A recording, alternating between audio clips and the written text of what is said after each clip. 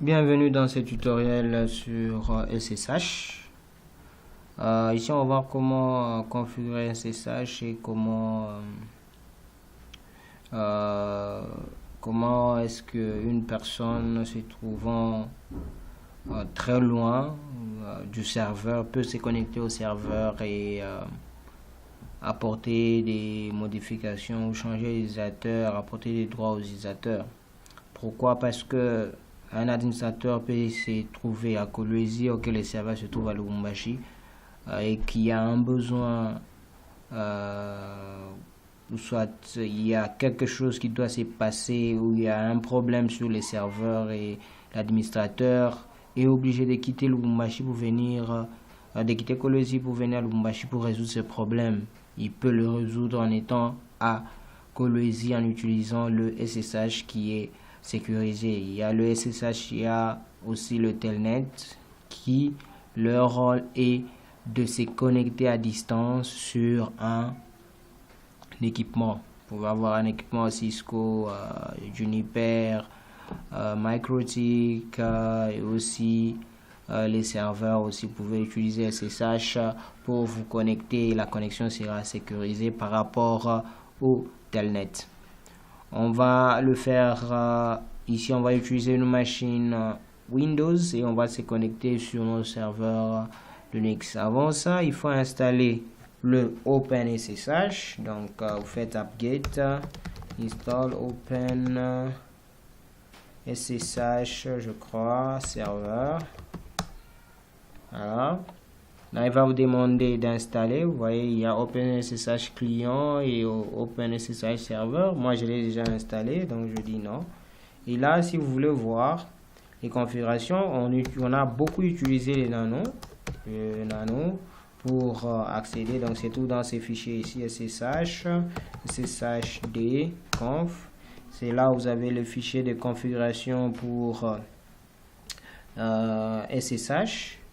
Mais on va aussi changer, utiliser le Vim. Le Vim aussi vous permet d'éditer un fichier, mais il est un peu compliqué par rapport au SSH et au nano qui est très facile. Ça, c'est les Vim. Pour naviguer là, ce n'est pas le touche fléché. Là, j'utilise G pour descendre. Vous voyez, ça, ce sont les privilèges donnés. Ce que j'ai fait, c'est venir ici et changer ici. Permit root login, j'ai changé, il y avait nos passwords, j'ai dit non, je ne veux pas que le root puisse se connaître comme ça, il faut qu'on demande un mot de passe et là vous pouvez parcourir le fichier jusqu'à la fin et voir ce que vous pouvez changer ou apporter des modifications. Ok, là je vais quitter avec V, on fait W quitter. Et là, je quitte. Voilà. Maintenant, je vais ouvrir ma machine. Windows. OK. Le Windows est là. J'ai installé un logiciel PuTTY pour me connecter sur le serveur. Donc, je clique sur PuTTY. Là, je vais taper l'IP adresse 192.168. Soit essayons avec l'hostname. On va vérifier l'hostname ici. Donc l'hostname, vous le retrouvez ici. Nano etc host. Voilà ici. Je change depuis les 192.168.1.1. Je lui ai donné le nom du serveur. Ok. Je suis allé encore dans un fichier nano etc hostname et j'ai changé. J'ai donné le serveur. Donc, on va mettre ici serveur pour voir. Et là, on fait open. OK. Là, je clique oui. Et là, on me demande, tu veux te connecter avec quel utilisateur? Je viens ici, je vais vérifier les utilisateurs que j'ai là-bas. Donc, quel fichier est ici? Shadow. Voilà. Je viens ici, vous voyez, j'ai ces utilisateurs ici, j'ai Kasongo. Et j'ai aussi Ebedon. Je vais me connecter avec Ebedon. Je demande le mot de passe. Je tape le mot de passe. Et voilà que je suis connecté. OK. Je suis connecté au serveur. Là, je peux arrêter ici. Clear. Maintenant, à partir d'ici, je vais créer un utilisateur qui n'est pas là. Donc, je deviens root ici, sur la machine cliente. Donc, je suis déjà connecté au serveur. Et je vais créer un utilisateur, add user, créer un utilisateur Yannick. OK. Là, c'est l'utilisateur Yannick. Je lui donne un mot de passe. OK.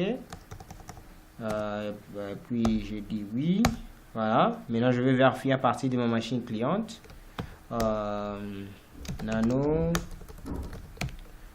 etc, c'est un clavier français, etc, on a shadow, voilà. Quand je descends là-bas, vous voyez, Yannick est créé là-bas. OK, là je quitte, mais si je veux changer d'utilisateur sur Yannick, OK, là je suis sur Yannick, vous voyez ici, j'ai Yannick. OK, mais Yannick lui n'est pas administrateur. Vous voyez ici on écrit Yannick is no sudo file, donc il ne fait pas partie des administrateurs, mais je vais le mettre dans le groupe des administrateurs. Ce qu'il faut faire, c'est rentrer, chercher un compte d'administrateur qui a le droit, et bien dans le droit. OK, le mot de passe, vous voyez ici, là c'est mon utilisateur, il n'a pas le droit. Je vais entrer comme sudo sur pour être administrateur. Voilà, je suis administrateur. Maintenant je vais ajouter Yannick dans quel fichier? Le fichier sudo. Le fichier vidéo, vous le trouvez ici, nano etc sudo. Voilà le fichier en question. C'est ce fichier ici qui contient le groupe. Vous voyez ici le groupe, c'est sudo. Ce sont des groupes ici. On a le membre qui font partie du admin group, aussi ont le droit. Maintenant là, ce que je vais faire, c'est utiliser toujours notre user mode qu'on utilise souvent, user mode -a, le nom de l'utilisateur qui est Yannick, puis -g, le groupe c'est sudo. Donc je prends Yannick et je l'ajoute dans le groupe sudo, et là je vais me connecter comme Yannick, voilà, sudo su, mot de passe. Voilà que lui aussi il peut devenir administrateur. Donc voyez comment est-ce que je fais pour me connecter sur les serveurs en utilisant un SSH. Donc le SSH est très facile à configurer. Donc sur n'importe quelle machine vous pouvez configurer. Et si vous l'installez directement, le SSH serveur, sur les autres machines, c'est juste utiliser PuTTY comme un logiciel client, et là vous pouvez vous connecter directement au serveur. Allons maintenant au serveur, vérifions si l'utilisateur Yannick est créé. Allons là-bas, allons dans nano etc shadow, voilà, et là j'ai Yannick qui est créé. OK, on peut aussi vérifier ici si Yannick a aussi le droit. Yannick, voilà, sudo su, toujours, voilà que Yannick aussi peut devenir administrateur.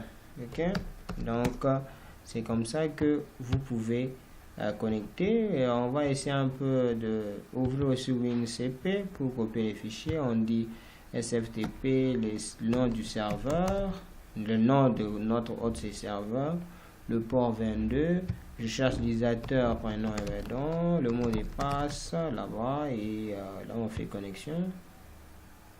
Voilà, authentification. Ici on dit quoi? La clé d'or du serveur n'a pas été trouvée dans la cache. Vous n'avez aucune garantie sur le fait que le serveur est vraiment celui que vous croyez être. Bon, on dit oui. Voilà, que vous avez maintenant, que vous pouvez utiliser le S qui est le SecureFTP pour créer. Ici on est sur Home, vous voyez, on est sur Home. Là c'est sur ma machine. Essayons de créer un dossier ici. OK, nouveau dossier. Vous voyez ici maintenant, à partir de ma machine, je peux créer un dossier. On peut dire TFC ou partager.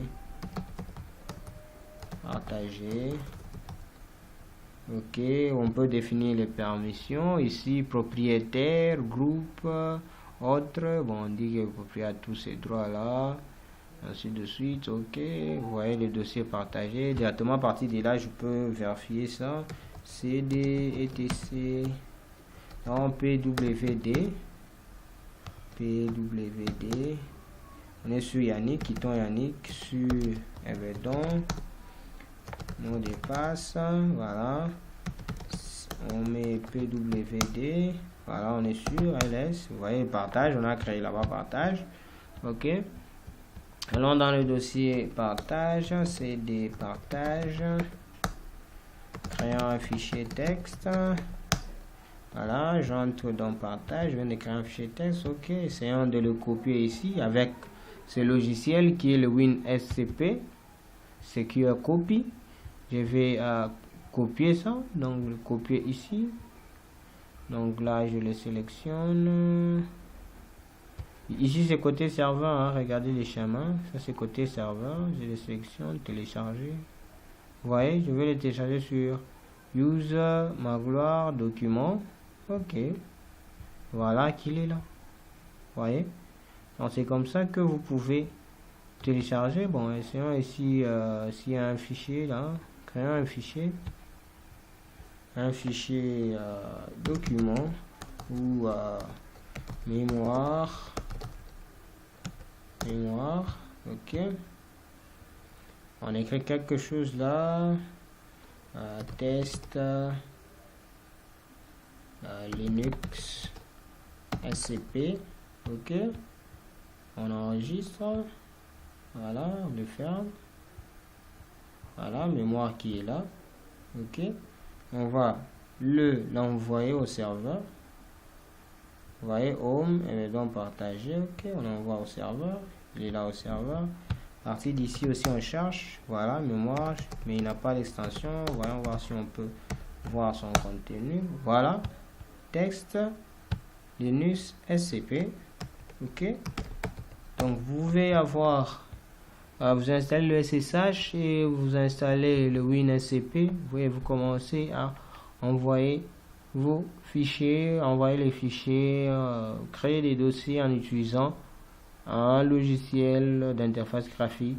Et là, vous créez le logiciel. Vous pouvez être à l'ICASI, mais vous prenez les dossiers qui se trouvent sur votre serveur.